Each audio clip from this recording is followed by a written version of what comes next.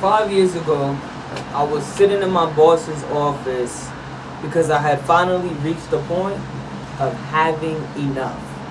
Not enough of life, not enough of somebody else, but I finally had enough of me. I finally made the decision that I had been needing to make for a very long time. And that was a decision to get sober. I remember after I told him, hey man, I need to go to rehab, I left his office and I walked into mine and I broke down, hysterically crying because I was afraid of who was on the other side of sobriety. Was it worth it? Was I enough? Did I have what it took to stick to it? Who is Kalia when she's sober? I had no clue. I had got so dependent on alcohol and other things to make me feel good, to give me confidence, to make me feel okay when life wasn't, that I had no clue who I was without the alcohol, without the pills, without the substances. I was afraid that my friends wouldn't like me anymore. How would I socialize? I'm only 27 years old. I'm supposed to go the rest of my life without it? What if I fail? What if I relapse? What if I have to do this all again? Will it all be for nothing? Man, if only I knew that all those things that I was worried about would be a non-factor. Because here I am, 5 years later. And yes, it wasn't easy. It was challenging. I had to fight every day. I still fight every day. I still choose sobriety every day. But 5 years later, I'm still sober. I didn't fail. I learned. I may have fallen, but I always gotten back up.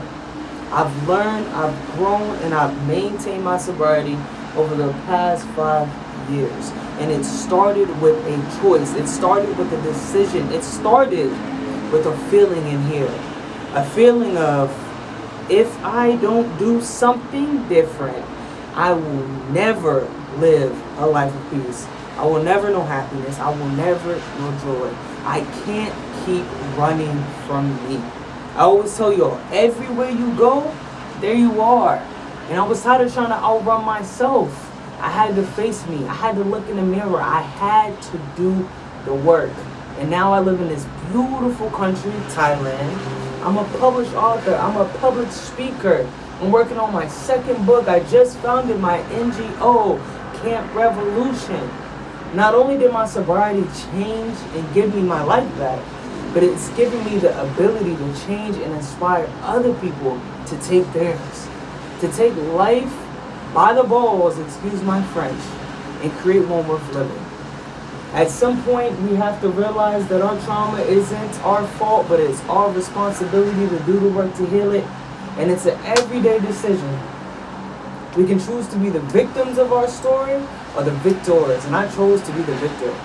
I spent so many years victimizing myself, playing poor me, playing, oh, my mom, my dad, and yes, those things are valid.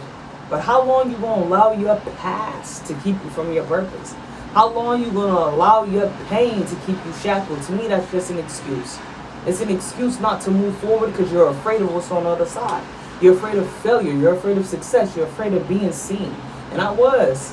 Because I didn't know. Like I said, I had no clue who I was outside of that. I had no clue who I was on the other side of sobriety. But man, I sure love what it looks like to be here. I've created such a beautiful, beautiful, beautiful life for myself because I chose to heal from the hurt and stop using it as an excuse and turning it into motivation. The thing that you're using as an excuse to keep you from achieving your goal is the thing that's going to catapult you into the next level because nobody has a story like you. Yeah, we all been through some stuff. We all got similar paths, but all of our journeys are individual to us. 5 years ago, I sat in the office in fetal position crying because I didn't know who I was. Because I was tired of escaping the me I've always been supposed to be.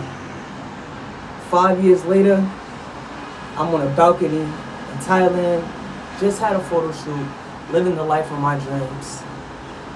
Sobriety was the gift that opened that door for me. So if you or somebody else you know is struggling with addiction, make the step, go to rehab.